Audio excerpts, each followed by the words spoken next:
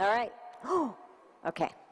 Sabah al khair. Good morning, everyone, and thank you for joining us here. My name is Mina Al-Araibi. I'm the editor-in-chief of The National, based here in the UAE, and I'm delighted to be moderating this morning's session. Welcome to the Middle East and North Africa Regional Economic Outlook by the IMF. We have a great conversation coming up here. We will ask you, both here with us physically, but also those of us joining us online, to join the conversation. For those online, use the hashtag IMFMENA. For those who are here, we will come to you for questions later on in our discussion, so please be prepared, and we will take your questions. So we meet amidst a global economic downturn. Fears of recession, of inflation, energy crises, food crises abound. In the region, we feel to a certain extent, in countries like the UAE, somewhat insulated, but we know that the troubles will not be far for most of us. The growth that's expected globally for 2023 is at 2.7%. For the region, it's looking at 3.6%, and yet these numbers might be revised as things move forward. We also continue to have the challenge of climate, and with COP27 about to launch in Egypt, and next year here in the UAE, COP28, it is an opportunity to think about the future of our environment. And yet, immediate shocks and risks are what keep policymakers, journalists, and general people concerned. So, before we get the panel conversation started, we have two important speakers. First, I would like to welcome Alia Al-Zaroni, who is the Executive Vice President of DIFC, to welcome you.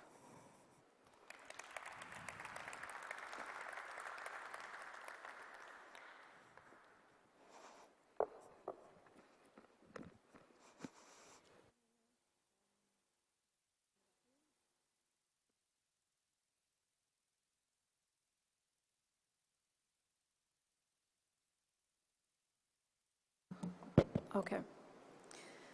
Good morning, ladies and gentlemen, and welcome back to the IMF's first in-person regional economic outlook in 3 years. So it's good to be back. I'm sure you all agree with me that IMF report launches are highly anticipated.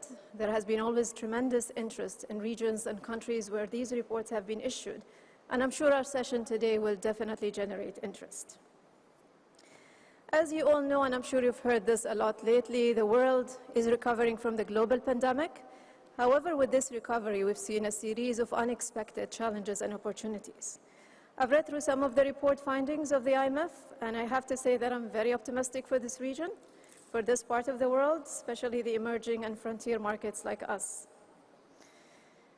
And that's obviously for so many reasons, mainly our push for economic diversification, resilience, and being future-focused, which are key strengths that are helping the UAE and Dubai, and will continue to help us in the days, months, and years to come. So in today's reports, what am I, the IFC and Dubai, looking for? Of course, consistently higher than average oil prices, not good news for other regions, but it will obviously support oil exporting countries like us here in the UAE to invest more in projects that will support economic growth. And that will, on the other side, also support the finance industry and contributing and advising and structuring those associated transactions. Other future-focused industry sectors are also helping the economic growth. Take tourism as an example. Receipts in the sector continue to grow. We all know that tourists are attracted to Dubai and the UAE, especially during the peak season that has started just now, and I'm sure this year will be exceptional. It's worth noting that Dubai's approach to economic diversification is a role model for this region, and that allows us to demonstrate resilience. Our approach is very much aligned to the recommendations and the calls of the IMF, and we commend the importance of economic diversifications and resilience to other markets in this region. Being part of Dubai, here at the DIFC, we are looking towards the future, and that sits at the heart of our own strategy. And this is by nurturing the diversification within the finance industry, while also deepening the core and building relationship with our core clients. We also continue to enhance our reputation as a global hub for fintech and innovation.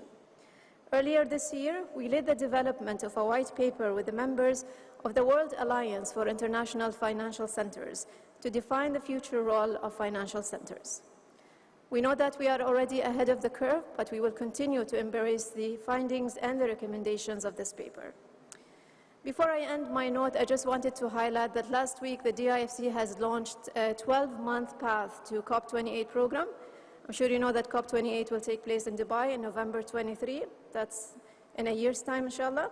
So over the next 12 months, we will lead the global finance community with the Global Economic Finance Initiative, GIFI, to advance the industry actions and thinking towards climate change, environmental, social, and governance principles. Supporting these areas will definitely help the finance industry to sustainably contribute to economic growth. Thank you all for being here today, and thanks a lot to the IMF for being a long-standing partner. I leave the stage now to Dr. Jihad Azur and his esteemed panelists. Thank you.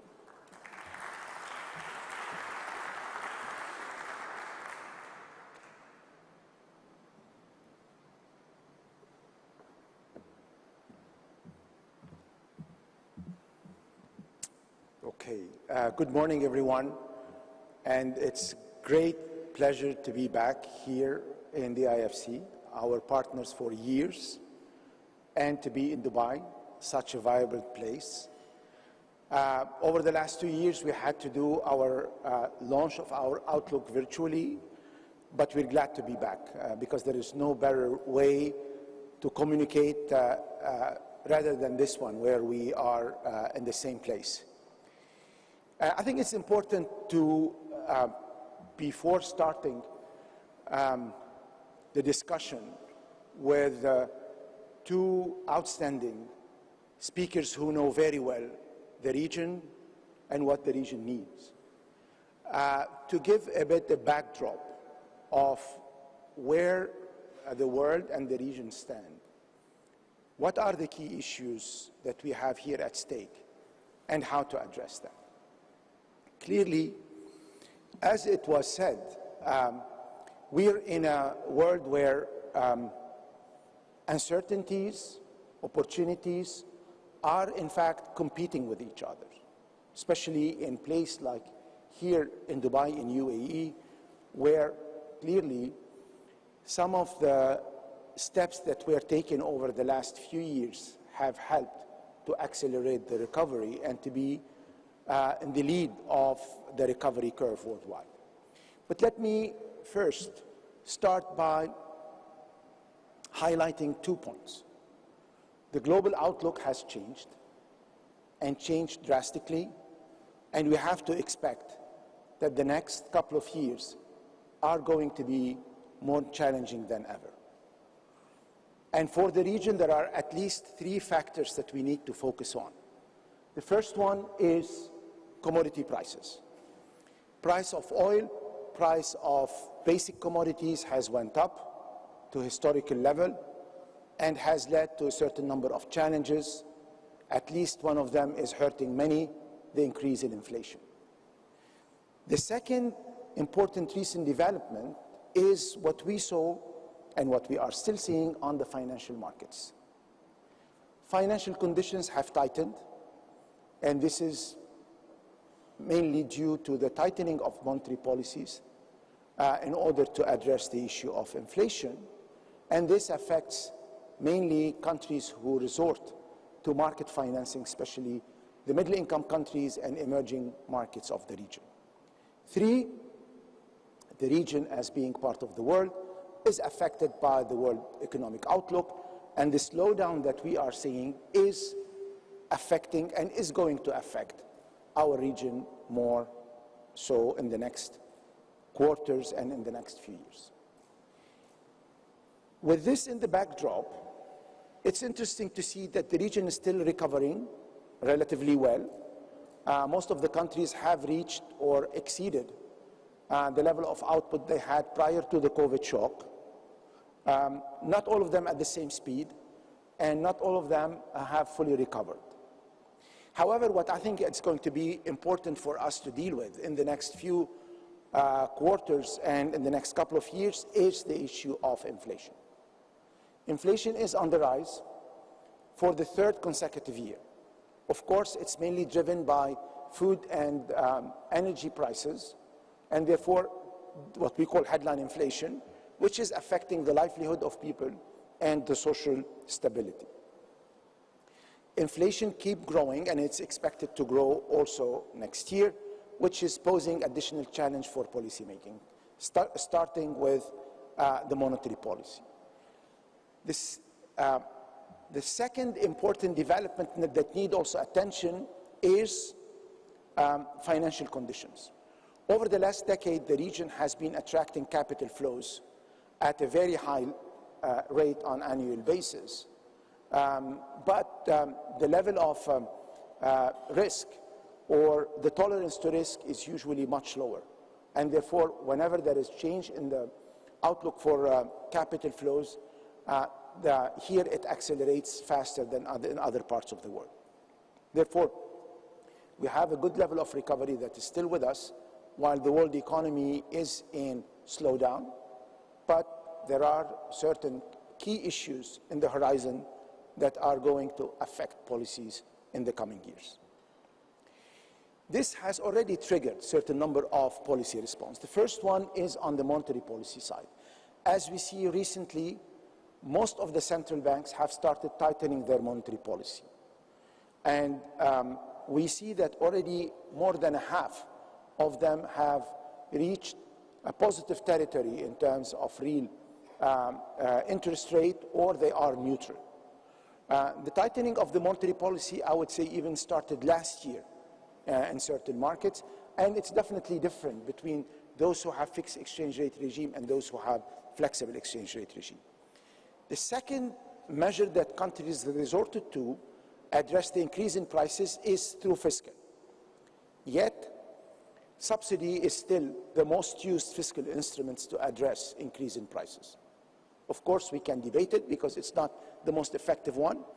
But what I would say that second to this instrument is the cash transfer, which is something that has progressed during COVID, and I would say it's an important first step toward focusing social policy in better targeting approach and in a more effective way. Compared to the past, other episodes of increase in oil and gas prices, the level of subsidy has been less, which is also the result of the various reforms that were introduced over the last decade in order to address subsidy. Why I insist on subsidy? Because the 40% of, the bottom 40% of the population, in the case of fuel and energy subsidy, get between 5 to 25% of the total subsidy, which tells you that the majority of the subsidy goes to those who don't need it, and it's very regressive, and it doesn't help to moderate the utilization of natural resources. But this also has helped relatively at a marginal way to reduce the pass-through of inflation to the economies of the region. Looking forward, where the region will be next year. Clearly here, I think we need to differentiate between all exporting countries and all importing countries. But the outlook has moved slowly in terms of our projections in April, and therefore in terms of growth, while we see different outlook, yet the region is relatively, in terms of headline growth numbers, performing better than what we see globally, and performing even better than the average emerging markets. In terms of inflation, we expect still that 2023 headline inflation will be with us. The measures that are currently introduced will have some time lag before entering into effect and curbing inflation, which is expected starting 2024. Where we see the divergence happening is more on the external account and on the fiscal account. Clearly, the increase in oil price and oil production has increased the level of reserves, and we expect that in the next 4 to 5 years, more than $1 trillion of additional reserves will be generated by oil exporting countries in the region. On the other side, current account deficit will grow for all importing countries as well as also their budget deficit. Therefore, recovery is going to be slower next year, at different pace, and in terms of the overall impact, we start seeing divergence between oil importers and oil exporters. Let me focus on the group that needs additional attention, which is the middle-income countries and the emerging markets. As we see here, primary balance, because of the increase in spending and the relatively benign impact on revenues, has widened compared to the outlook or our projections back in April, but this is something also showing here a divergence between oil exporters and oil importers, where the change in primary balance in the budget is larger than oil importers compared to those who are oil producers. The second important development is the development in debt. And here, clearly, as we all know, interest rate and primary deficit are the main reasons and the main concerns in terms of growth in debt, while on the other hand, inflation and rate of growth helped reduce the weight of the debt on the economy. Yet still, when combined with the other factors in terms of capital flows and trend in interest rate, it's very important for countries who have reached high level of debt to address this seriously using growth and inclusive friendly consolidation. Therefore, that is an issue, and when combined with access to international capital markets, it makes it even more vulnerable to those countries who depend in refinancing their debt in the global financial markets. Therefore, although growth will be with us next year at a higher pace than what we see in the other parts of the world, vulnerabilities are growing. One, the issue of inflation that has also a negative social impact. Two, fiscal, that requires fiscal discipline, and debt that needs to be addressed, both the stock of debt as well as also the impact of countries who are dependent on markets. Let me add one additional element that I think it's important for us to mention. When we look at the matrix of risks, we see clearly that the downside risks are becoming or are accumulating at a faster pace than the upside risks. Of course, the first one remains inflation. When you have 3 years in a row double-digit inflation, it is something that requires immediate actions, both to curb inflations and to reduce the negative impact of addressing inflation on low-income people. The second is the food security issue. Food security for a region that is dependent and a high importer of food and food-related items, it's very important to maintain access and affordability. Access to food, increased storage, access to fertilizers, and therefore we recommend to avoid any trade restrictions that could affect the capacity of countries to access food and to access it at an affordable price. Tighter than expected financial conditions, we expect that interest rate in advanced economy will keep going up. The tightening of monetary policy will lead to increase in rates, and the hike of rates will also reduce the availability of funding, and therefore it's an important issue to be addressed, especially when the debt service is a large component of the budget deficit. Disinflationary policy is also something that requires some attention. While it's very important to tackle the issue of inflation, which is the most unfair type of tax, still there are certain side effects that need to be tackled. Last but not the least, this region is also part of the world, and what we see globally will affect, and trend in growth in the East, especially in China, will have an impact. And if there is a persistent slowdown, this will reduce the opportunity of export and trade with China. On the positive side, stability in the oil market will reduce risks for oil importing countries, and lower food prices or increase in capacity in accessing food will be also a positive news for the region. Therefore, the region is faring relatively well. There are a certain number of issues that are mounting. The next couple of years are going to be challenging globally, including for the region.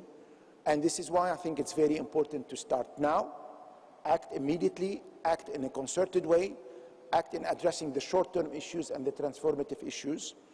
And this is something that requires all countries to move. And I'm happy to see also that countries who are benefiting from the windfall of increase in revenues are contemplating certain number of transformative reforms, investing in energy transition, investing in improving the infrastructure that is pro-technology, and this is something that we highly encourage. What are the priorities? The first priority is restore price stability. This is important for macroeconomic stability, this is important for fiscal sustainability, and this is important also socially. Tightening monetary policy is something that will stay with us for the next couple of years. Of course, it's different between countries who have flexible exchange rate, where you have the availability to use more tools, than countries who have fixed exchange rate. Protect the vulnerables. This is by accelerating the move from untargeted type of subsidy to more social programs, where the targeting, where the complementary social measures will help address issues faced by low-income groups and vulnerable groups. Ensure fiscal sustainability. This is very important because the best way to access cheap financing is to show that you have a sustainable public finance situation, and therefore prioritizing expenditure, focusing on protecting spending on social as well as also on capital, while improving the efficiency of your expenditures. And for oil exporters or for EMs, policies, complementary policies are different. For oil exporters is avoid procyclicality and anchor fiscal policy into the medium term. In the last 5 years, reforms were introduced in most of the oil exporting countries and yielded result. It helped them protect their economic stability and accelerate the recovery, with the non-oil sector leading the charge in growth over the last 2 years. For oil importing and emerging economies, accelerate fiscal adjustment while having an effective way of doing it, an inclusive and in transformative way, which requires to also here address inefficiencies, reform SOEs, allow the fiscal to be anchored into a medium-term framework that will provide visibility to investors. Again, for a certain number of countries, accessing concessional lending or grants will be important. Grants to address food security issue, concessional lending is very important. And we are encouraged to see that there is huge appetite in this direction. Recently, a new facility of $9 billion has been put in place in order to address food security issue. More than $40 billion of additional ODAs, additional financing has been provided by the bilateral, especially the GCC countries. Therefore, encouraging investment, encouraging financial flows is something that will help reduce refinancing risk and improve the overall debt sustainability of countries in the region. Other policies are also important. We need to tackle the short-term stabilization, but also the medium-term transformation. And here, transition toward more efficient climate management, investment in new sectors with high productivity and innovation will be, I would say, the best way to accelerate the transformation. Therefore, to conclude, yes, the region is faring better than what we see globally. The level of uncertainty is high and will remain over the next couple of years. Policies are going to make the difference. And we will see in our discussion how those policies are, A, constrained by the overall macro environment, but how well-designed policies could produce the right impact. Last but not the least, I think this is a moment where we can reopen certain number of priorities. One of them is accelerate diversification, for example, in oil exporting countries. Another one is increase the level of regional integration that has now a new meaning and has greater potential. And this is something that we are encouraging and we are seeing gradually. Last but not the least, we as an institution and others, we stand firm in supporting countries in the region by providing financing. Over the last 2 years, we provided $21 billion of financing, in addition to the distribution of liquidity through the special drawing rights of $45 billion. And we will keep helping countries in the region through even new facilities, one related to food security and the other one related to resilience and sustainability transitions. With that, I would like again to thank the IFC, our partner, thank our distinguished speakers, and thank Mina as a moderator with whom and with her news outlet we have a very strong relationship. Thank you very much.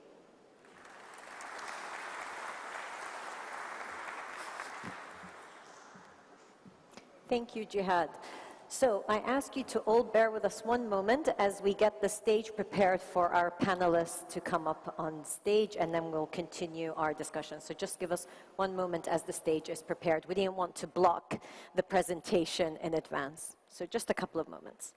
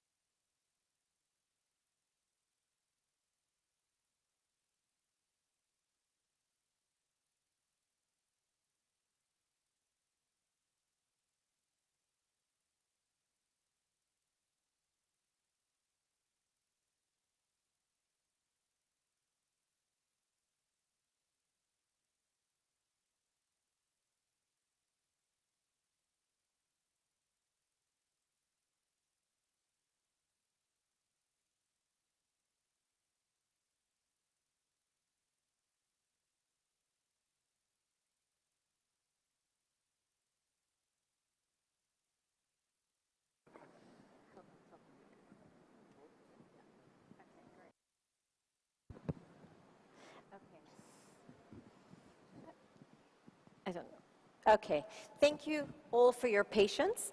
I'm delighted to welcome our panelists. So we have Ms. Khadija Haq, who is Chief Economist and Head of Research at Emirates and BD. We have, of course, Dr. Jihad Azor, well known and doesn't need further introduction, but Director of the Middle East and Central Asia at the IMF.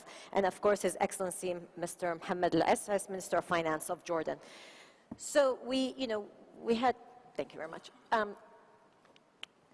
We had the main points highlighted here by Jihad. But Khadija, I want to come to you to discuss a bit emerging markets in the region. And, you know, with faster and stronger than expected tightening of global financial markets, there's an impact on capital inflows, but also access to financial markets. And this is impacting emerging markets across the globe. But how is it impacting emerging markets in this particular region? For the question, although I think Dr. Shihad covered most of it in his excellent presentation.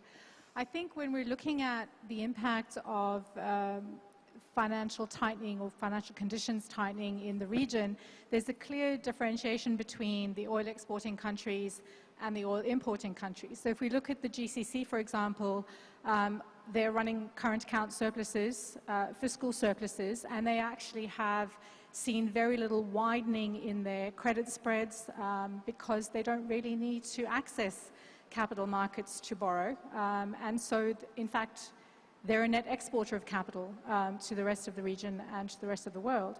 In contrast, when we're looking at the oil importing countries in the region, it's the opposite. We've seen a current account shock, widening in terms of their external deficits. There's also been pressure on the fiscal side because of the subsidies and the other measures that have been taken to try and mitigate the impact of inflation. So really, the oil importing countries are the ones that have been perhaps most exposed to this tightening in financial conditions. But they have benefited to some extent from regional flows of capital. So we've seen the GCC providing investment flows into the oil importing countries in MENA, whether it's in the form of deposits at central banks or FDI, so actually acquiring assets in those countries and providing foreign exchange in that way. And then we've also had the international financial institutions providing some support as well. So that has helped. But at the end of the day, I think, you know, many countries in Middle East, North Africa have had to raise interest rates to be able to attract some measure or at least retain portfolio inflows. And if they need to go to the market in order to issue debt to finance what's left of their external deficits, then they will have to pay more for that as well. And I think the higher global interest rates go, the faster the Fed raises rates, the more risk there is really of a financing crunch in MENA.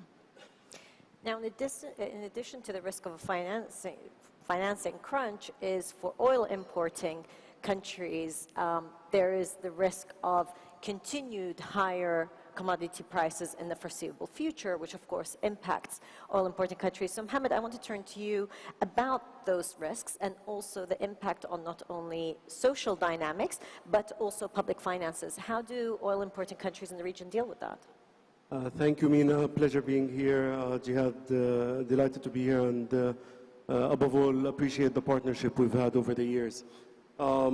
You know, as the US and Europe are hitting on inflation, each hit through interest rate hikes and otherwise is causing earthquakes in the global economy. These earthquakes are translating into tsunamis in oil importing countries like Jordan. Unfortunately, these tsunamis are hitting as we have not yet dried from the previous waves of the pandemic, the Arab Spring, the global recession, which is still living with us.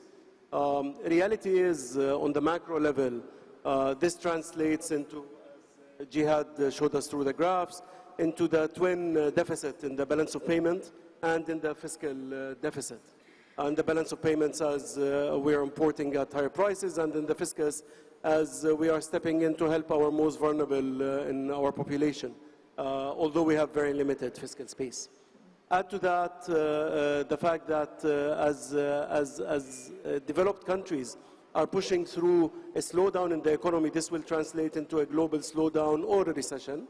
And then you have the unholy trinity of growth slowdown, twin deficit, higher financing prices, and the reality is these are very challenging conditions for oil importers. For countries like Jordan, which have been at the forefront of reform over the past years, in a technical partnership with the IFIs such as the IMF, this means that just as we have done the very hard work, which required a lot of political capital to do these structural reforms, we're yet facing another cycle of the treadmill becoming only faster, and we're running harder, but we're not moving forward. This translates into real frustration at the level of the household. So let's go to the micro level for a second. What will not hit the news until and unless it becomes macro is that households are really facing a very challenging time. They're facing the same challenge as governments, that intertemporal dichotomy of addressing their immediate needs versus investing in the future of their kids. And I'll close by saying, while it's no longer in the headlines, we wake up in countries like Jordan with refugees from the previous crisis still living with us. And I think the refugees are a good reminder that when the domino tumbles, it does not recognize borders, and nobody will be immune to social unrest if we allow it to happen. And the time, as Jihad said, rightly so, to act is now. Now through the right policies, and now through interregional support and cooperation. Thank you. Thank you, Mohammed. Jihad, if I can pick up on what Mohammed was saying, that advanced economies are taking very stringent measures, and we're expecting this global slowdown. So somebody living in this region might almost feel that the dynamic is happening out of their control. So how do you say act now, but a lot of what was prescribed is what has been called upon for years. So what changes are needed, and can it be amplified or accelerated? Well, this is, I would say, the real challenge today is how to do two things. For countries who have been doing reforms and benefited from it, despite the challenges that a country like Jordan, for example, was facing over the last 3 years, maintain macroeconomic stability, have better utilization of resources to address the social repercussions of COVID, and improve on the business environment, how to face a new wave of challenges. And I think this is really an important issue that we need to discuss, all of us, is how to make this transformation more inclusive. We have issued recently a book on that addresses or looks at what are the key issues here. And I think we need to have the right combination of policies. You can still do fiscal consolidation in an effective and also in an inclusive way. What does it mean? You need to change your tax system to become more progressive, because this is how you have a better burden sharing. Mm-hmm. You need to create more flexibility in your spending by improving the way you target spending and the way you make your spending more flexible. Improving productivity of your SOEs will benefit not only the public finance, but also will create more jobs in the economy. Therefore, yes, with main headlines that's still the same, you can do multiple of things. And I think, again, during the COVID crisis, we saw in the region the capacity to react very quickly. Therefore, on the fiscal, you can do differently, and you can do it better. Second important issue, you have to look at the short term and at the medium term. Right. Looking at the short term alone, maintaining the stability on your finances, addressing the issue of your financing needs, it's very important. But also you need to look at the medium term. Looking at the medium term is how you increase your productivity. Take the case of the oil exporting countries. Reforms over the last 5 years produced a very good outcome in terms of growth and created jobs. Reforming the labor market in Saudi increased women participation.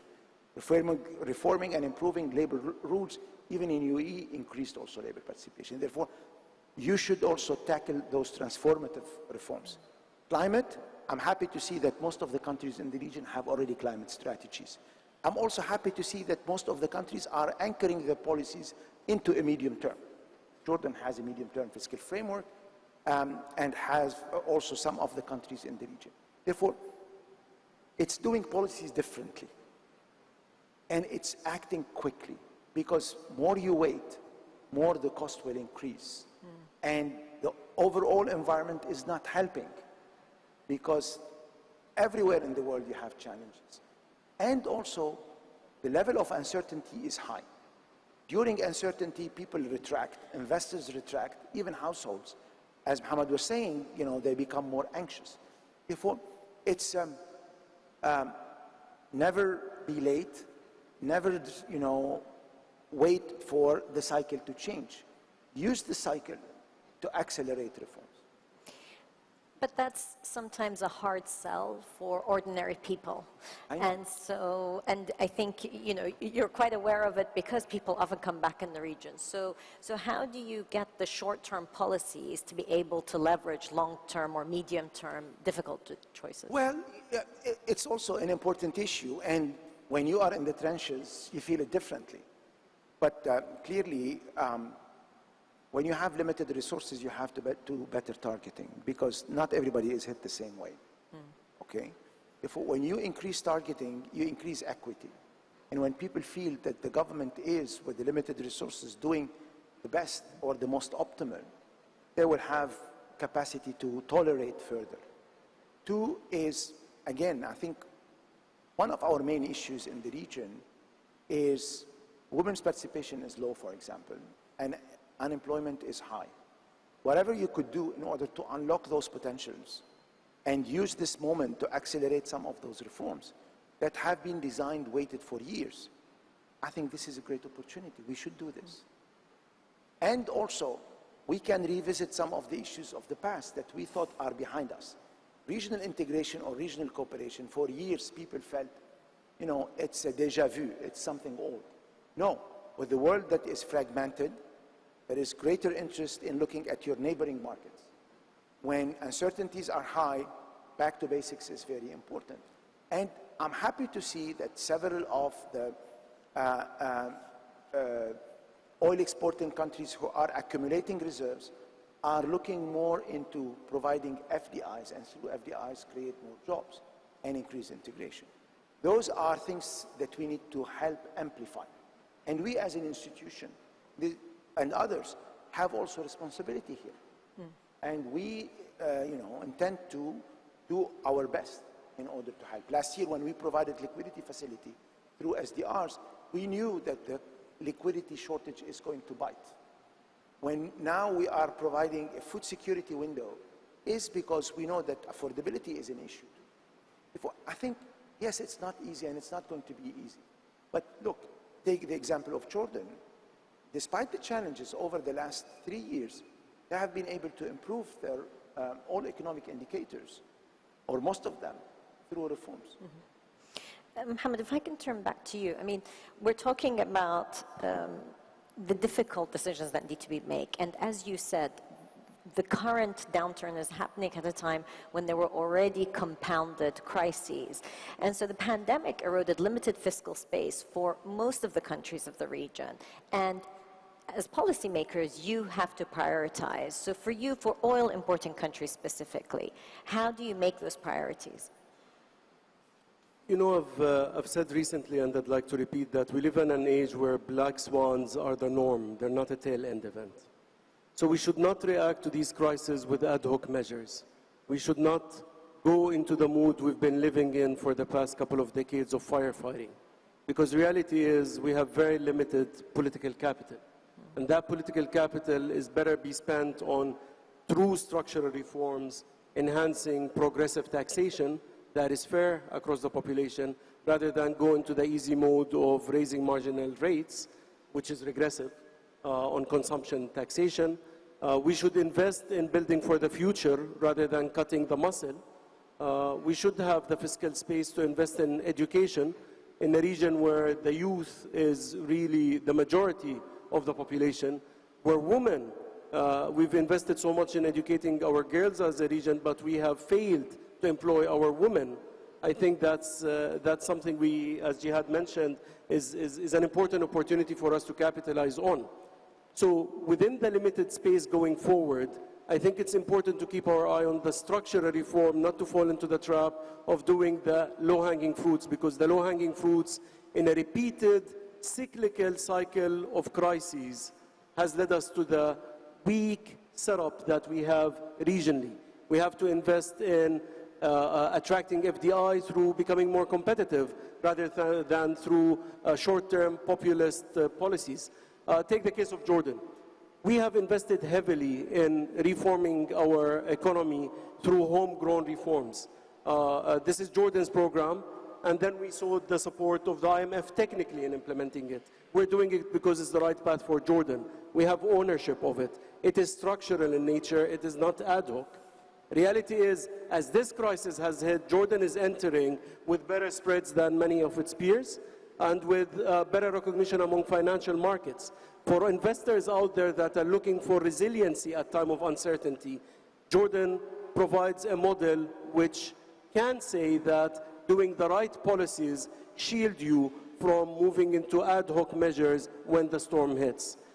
Finally, I think it's very important for all of us to recognize that countries, while know that they need to know the right sound policies, have very limited space. And this is the time where interregional cooperation through win-wins, through FDI, through interregional trade, are the way to best hedge against upcoming socioeconomic uncertainties.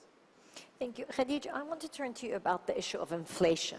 So inflation in the MENA region is entering the third consecutive year of double-digit levels, and it doesn't look like it's going to be reducing anytime soon. How should central banks react? It's, I think, put central banks in quite a difficult position because a large part of the inflation is because of the supply shocks on energy and commodities that were really caused by the war in Eastern Europe. So monetary policy is not going to fix that part of the problem. However, when you have the kind of shock that we've seen and an expectation that inflation is going to remain high for a while, then there is a risk that inflation expectations become de-anchored. We haven't really seen that yet, but the longer inflation remains high, the more likely that that starts to happen. And that's where central bank policy becomes very important, because by raising interest rates, central banks are making it clear that they will fight to bring inflation down, to keep inflation expectations well anchored. But of course, that also comes at a cost, right? So that comes at a cost of slowing growth and possibly recession. And this is a short-term price that will have to be paid in order to make sure that you don't have inflation spiraling out of control. So that is the role for central banks, and it's not an easy one, particularly when households are going, well, I'm already paying a lot more for my food and my fuel. Now I have to pay more for my mortgage and my borrowing. And for businesses as well, it's not an easy place to be. I think fiscal policy can support that process, firstly by not working in the opposite direction to monetary policy. So if governments rush out and increase public sector wages and just hand out cash without really focusing on where it goes, it just pushes up the demand side pressures and contributes to inflation, which central banks are trying to bring down. So fiscal policy really needs to work with monetary policy. Yes, support can be provided, but it really needs to be well targeted, as Jihad has said, to the segments of the population that need it the most, where they're not really going to be driving inflation by buying what they need. So I think that's key, and that's something that even developed markets are not getting right. So what we've seen in the UK over the last month is exactly, you know, fiscal policy moving in the opposite direction to monetary policy, and that's caused a big problem. And it's been, you know, a big reason for the instability in UK financial markets. So it's something that emerging markets need to be aware of as well. Would you have a particular example of where you've seen policies that did work right between fiscal and monetary policies in the region? Since we highlighted the UK as what not to do. I think typically, unfortunately, in this region, fiscal policy has tended to be pro-cyclical, particularly when we look at the oil exporting countries. Spending has typically gone up when, you know, oil prices are high, even if demand is strong anyway. However, I will say that in this cycle, over the last couple of years, we haven't seen that to the same extent. I think governments in oil exporting countries have been much more conservative in terms of their fiscal policies, even as oil prices have exceeded their expectations. They have not gone out and just increased spending across the board.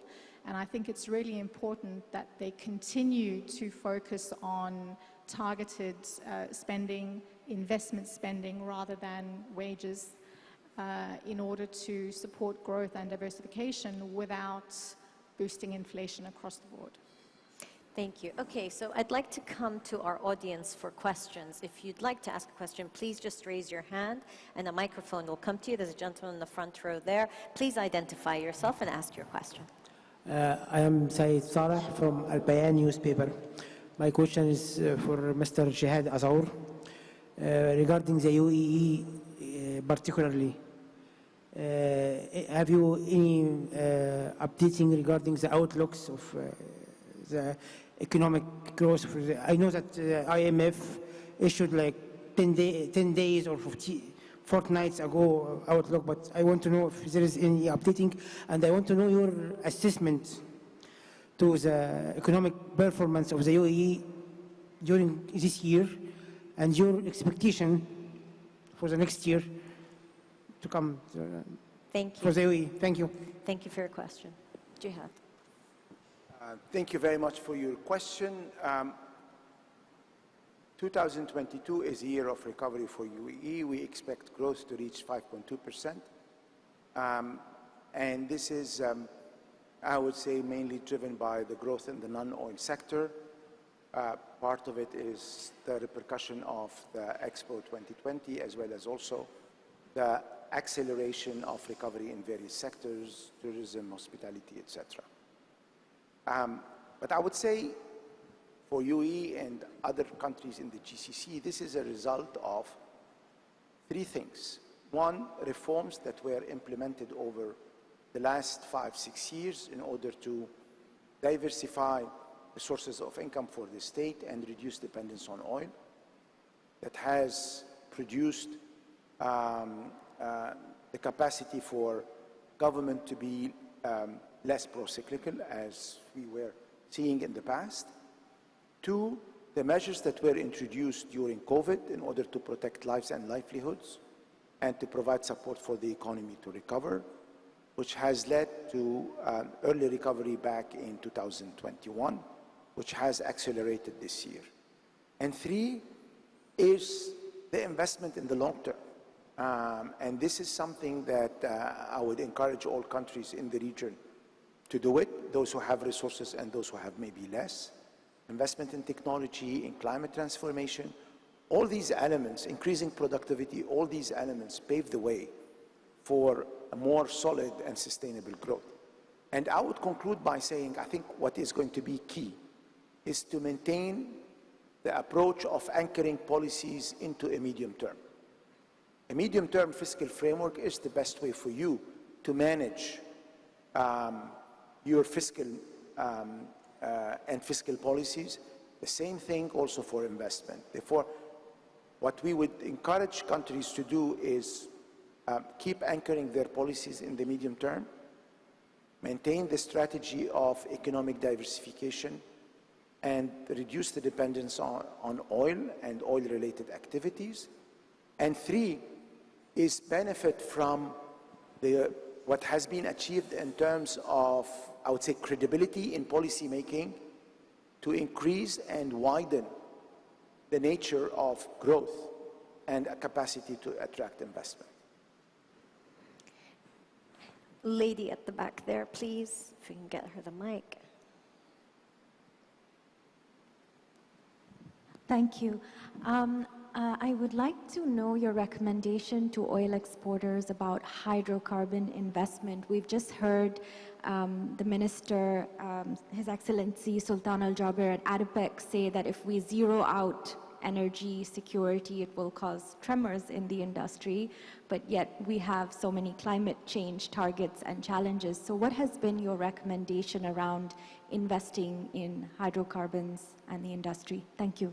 Thank you. Could you kindly identify yourself? Oh, hi. I'm Megha Mirani. I'm a journalist with AGBI. Thank you. Thank you. Okay. Jihad, if you can take that question. And then Khadija. Three lessons from the recent crisis is A, energy security still matters. Climate transformation is a long-term process. And three, they can be reconciled.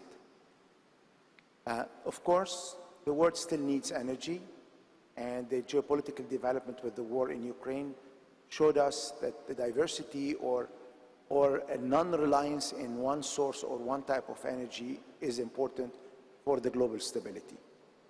Two, we need to accelerate investment in new type of energy to make it more affordable, as well as also to have the capacity to use technology to spread it faster. Three, they can be reconciled.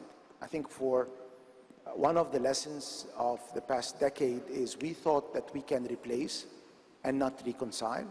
I think reconciling is going to be the new equation whereby we invest in new source of energy at the time we maintain and we preserve the current ones, reduce their cost, which means additional investment. But I would say also work on the demand, to reduce the demand or to manage the demand, to preserve resources. And here, not only the resources in terms of energy, but the other resources. And the region, for example, need to invest in preserving water resources that is very scarce. And this is an important resource that is going to be strategic. Future, preserving climate. We did recently a study that showed that over the last 2 decades, we have lost at least 1 to 1.5% of growth because of climate deterioration. Therefore, I think we should not oppose, we should work more on converging our strategies. Khadija.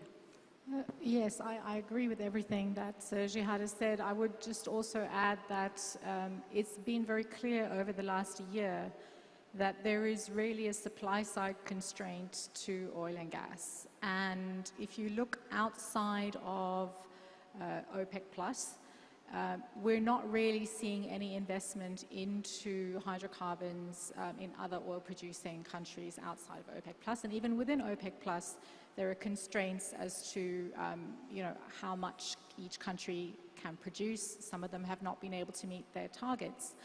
I think when we're looking at energy security, there is a need to continue to invest in hydrocarbons, to provide energy for future growth.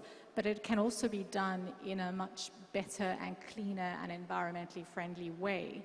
So new technologies have been developed that would potentially allow hydrocarbons to be extracted and refined without causing the same kind of environmental consequences as it might have 20 or 30 years ago. So I think investment in those kinds of technologies, which the UAE and the rest of the GCC is investing in, will certainly help to reduce the impact of hydrocarbons production to the environment.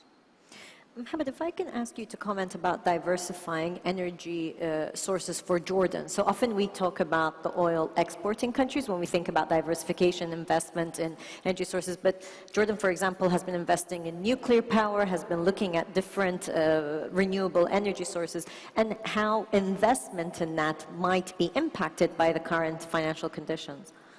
Mina, I think if anything, the recent events have emphasized the importance of diversification into renewable, into interconnectivity, and into sustainability and resilience. Jordan is actually unique in having emerged from a very tough decade with more diversification and resilience. We have roughly 25% of our energy generated from renewable. We're at the sweet spot of solar generation. We can generate at one of the lowest per kilowatt cost worldwide. The limitation here is not supply and ability to scale. The challenge is actually the demand that's needed, which is way bigger than the size of our economy because of the opportunity that is there. That's why we're building interconnectivity with Iraq. We're also building interconnectivity with the West Bank. We're doubling the interconnectivity with Egypt. We're also interconnecting with Saudi, which will have synergetic consumption patterns as the GCC have their peak demand in the summer for ACs. We have our peak demand in the Levant in the winter for heating. We're also interconnecting with Lebanon. That's on the renewable side. On the other side is we're also looking, there's some feasibility work being conducted into generation of green hydrogen, which, if it materializes, would turn a country like Jordan from a net importer of energy to a net exporter of energy to places like Europe, which I think now are really eager to diversify their supply chain of energy. Finally, there's an opportunity in exporting diversified and green sources of energy indirectly through housing cloud-based for servers, through generation of ammonia, exports that are intensive in energy that will be produced using clean energy. I will add one more caveat to the question that was just asked. This region is water constrained. And in a country like Jordan, which has entered this millennium being the second poorest in water resources, that's before we had 20% increase in our population from refugees, that made the challenge all the more immense. There's an opportunity for investors to do good while at the same time to do actually good profit. We're launching a major conveyance and desalination project for 300 million cubic liters that will be desalinated from the Red Sea and conveyed to the capital city. This project will do good for the country that's the biggest host of refugees, that's doing public good, but also will yield good returns for the region while supporting the green transformation.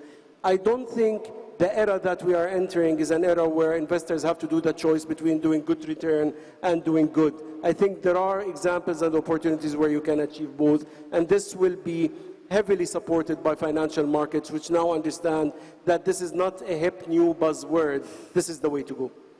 Thank you. Any further questions? Okay. Ooh, great. Now we've got a flurry of them. Okay, there's two gentlemen on that side. So yes, please, and then we'll come to the front.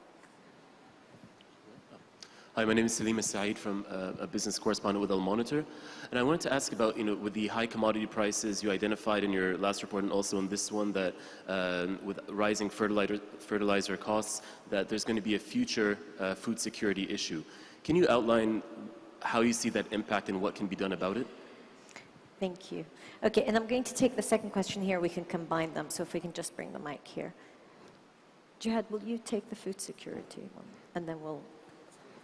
Well, very quickly on food security, there are two types of issues that we face in the region. One is affordability and one is availability. On the availability, there are certain countries who have resolved this problem by improving their infrastructure in terms of storage and in terms of supply chain. Others are not, and mainly those who are not are countries who have low income level or countries in fragility, especially countries who face conflicts.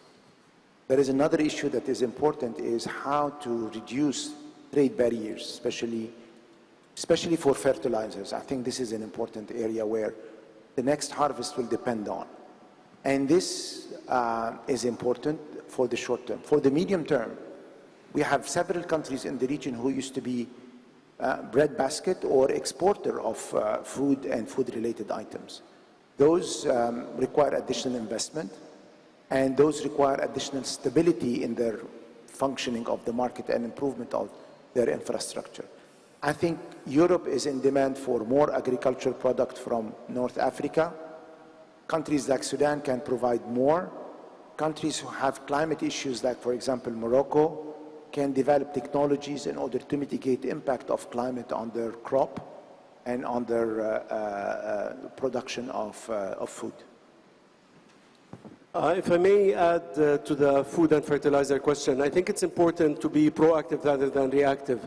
In April 2020, Jordan actually took a decision to increase its strategic reserve of wheat to 18 months at prices which were very favorable, rather than wait for the frenzy to happen and enter it. We built storage capacity, and we've improved our supply chain of that. In addition to it, the region, I think, is rich with fertilizer raw material, phosphate, potash, and there is a trilateral regional cooperation of the sort that we've been calling for with the UAE, Jordan, and Egypt to actually invest in going up the value chain in translating these raw materials into ready-made fertilizers, which the markets are now very thirsty for. So I think this could be a true opportunity for inter-regional cooperation of the sort that we've been discussing to capitalize on making the region more food secure, leveraging our different capacity and availability. Thank you. Dilip Jain from Century Private Wealth. I have two questions. With the FOMC meeting now on November 2, assuming that the inflation rate is targeted at 2%, what could be the likely interest rate going future for the US Fed? And question number 2, with Germany announcing a $200 billion energy subsidy on October 1, how has that impacted the Eurozone? Thank you. Sorry, so the first question was about inflation, about interest rates in the US? Okay, anybody wants to make a guess on that? Well, I think the market is pricing 75 basis points in the November meeting. That's in line with what we would expect as well. The question then is at what point does the Fed start to slow the pace of its rate hikes? I think December, January would probably be a reasonable expectation, but it obviously depends on how quickly US inflation comes down. At the end of the day, the Federal Reserve is only really concerned about what's happening in the United States, and inflation there remains much higher than they would like to see. We have a forecast of a peak Fed funds rate of between 4.75 or 5% in the first quarter of next year. We don't expect them to cut anytime soon, but we think they will pause at around 5% next year. And for the second question, Jihad, on the hydrocarbon, correct? The subsidies. Where? Here in the region or in Europe? Sorry.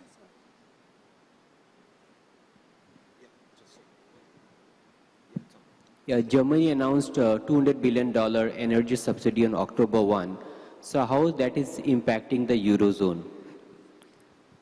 Germany's announcement of subsidies. Well, facing this sudden and high increase in prices with the risk of disruption of access, several countries have expanded their social protection in order to provide for flooring or at least cushioning the impact of increase in energy prices on their population. This is a short-term measure that may not be the first best, because the first best is to use the automatic stabilizers, especially in countries where you have already a well-functioning social protection system that provides the right level of cushions, but could be a transitory measure, provided that it does not reduce the effectiveness of the monetary policy.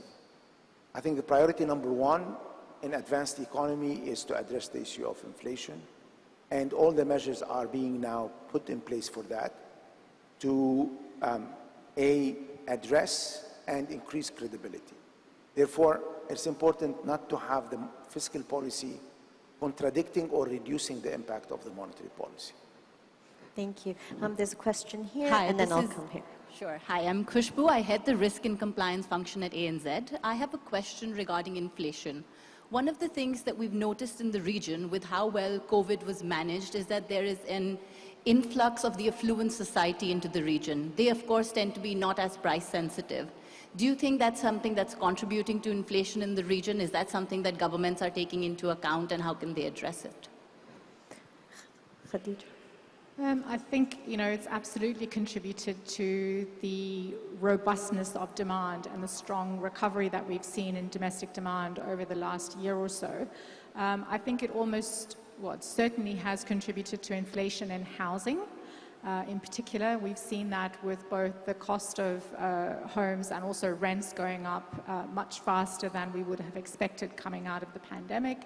And I think it's something that clearly policymakers are looking at, but it's not something that can really be fixed very quickly, nor can it be fixed through a government policy, really. What we need to see is an increase in supply, and we are expecting that to materialize. We've had a number of new projects being launched on the housing side. When we look at the pipeline of real estate supply that is expected to come onto the market, I think that will help to stabilize that situation. And then, of course, as interest rates rise, demand should slow as well. So I think, overall, we should see some stabilization in terms of housing costs. The other really fast-growing components of the CPI, obviously petrol and transport costs is up there.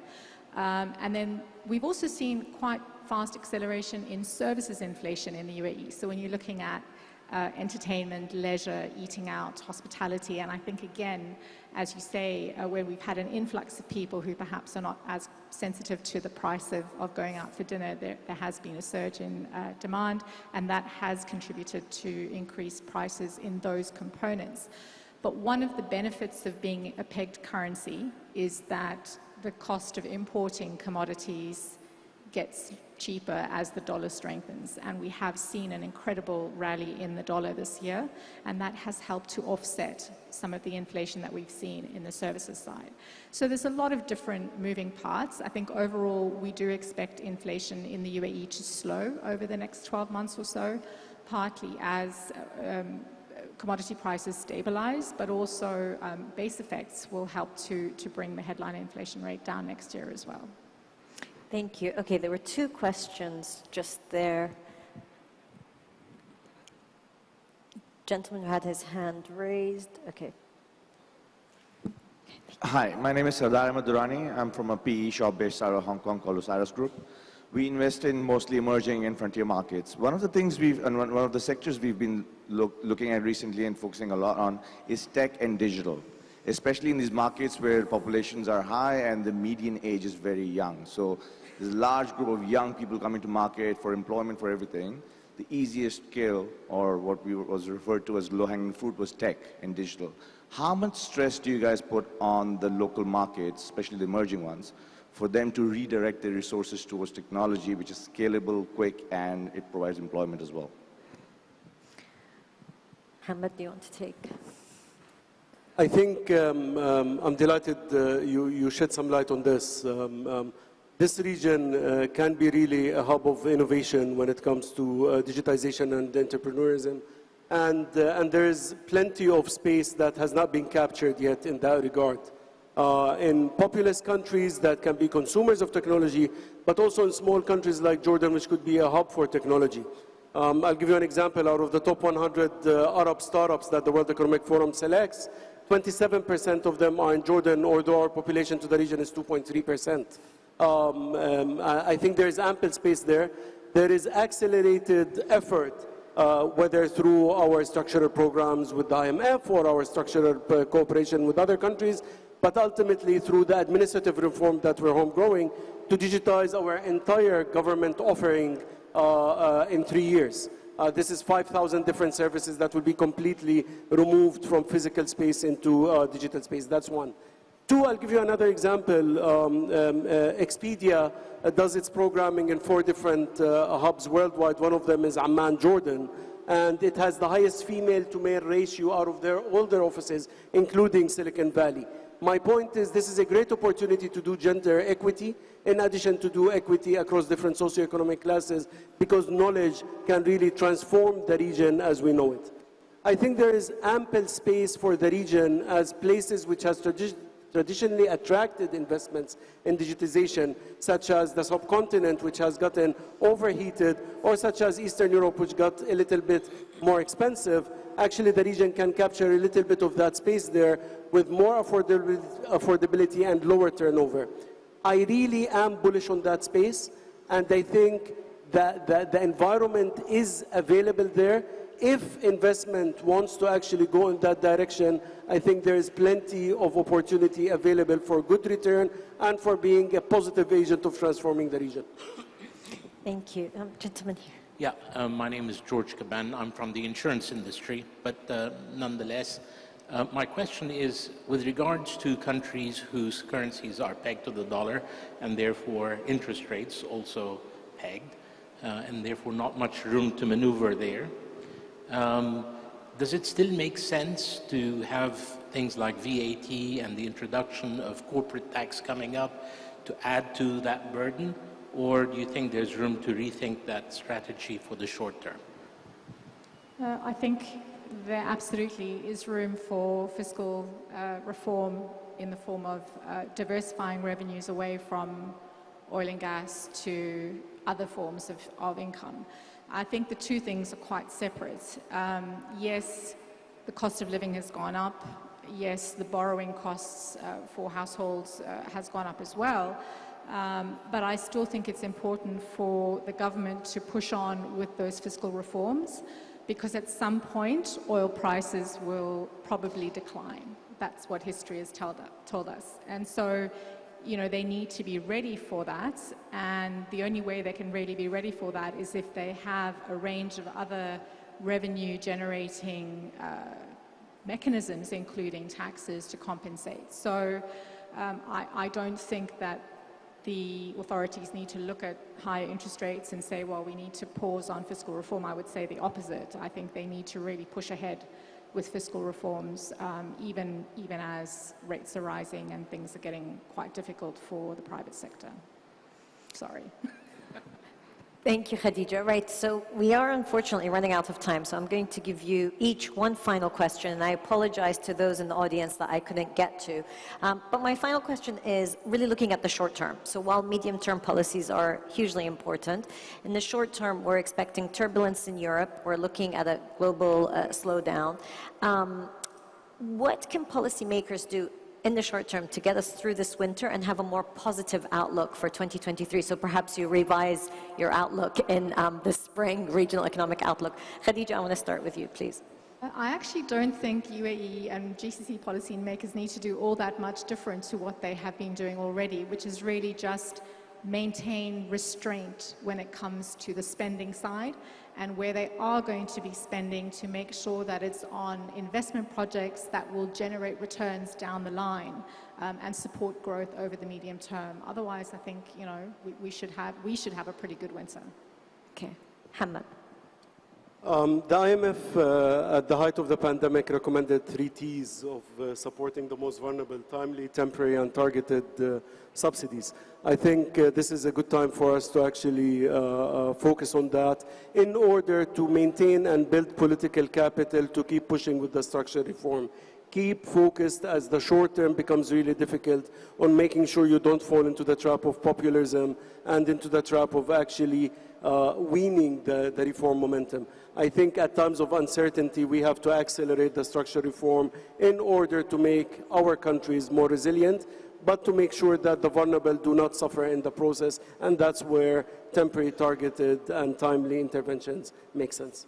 Thank you. Jihad, final word with you. Well, I would echo what has been said before. Let me add maybe a couple of points. When things move, policies cannot remain idle.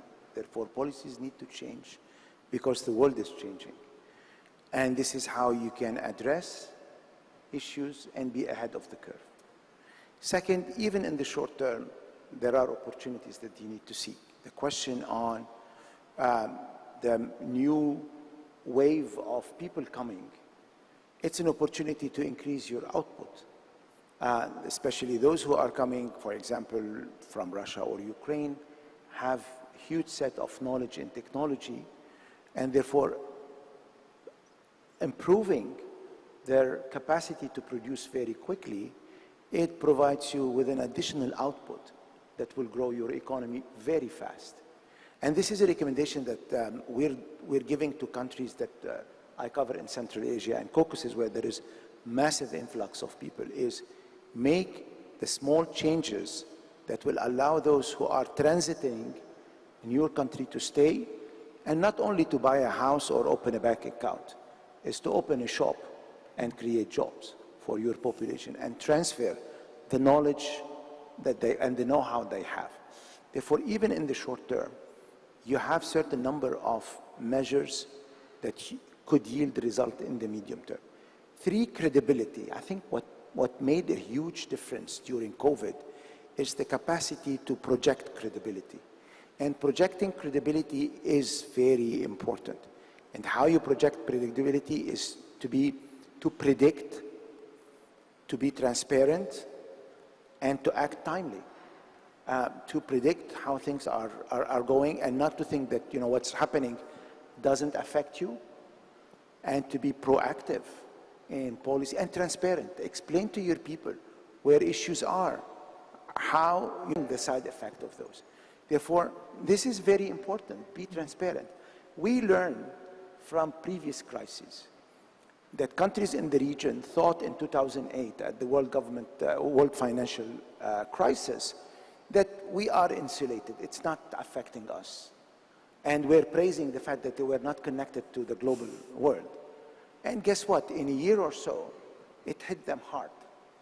Are not the right one, because you become late in terms of results. Therefore, don't wait, act fast, and act in a coordinated way. I think this is an opportunity to see more coordination in the region. This is something that I think it's a win-win for the region today, is to increase or use this as breakthrough for further coordination. As we speak, the Arab League is having its summit. I hope that they will listen to us in order to find ways to increase regional coordination.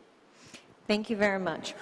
Well, we've heard quite a bit from this podium. So the importance of protecting the most vulnerable, which will become more and more apparent in the coming months and years in the region, tackling structural long-term issues like unemployment, female participation in the workforce, but also leveraging where we have advantages, so be it fertilizers or technological enhancement. But we live in a connected world, so what happens over there is going to impact us over here, so to act now in a timely manner. Thank you very much to my panel for their patience. Thank you for all of you for attending, and we hope to see you in the near-term future. Thank you.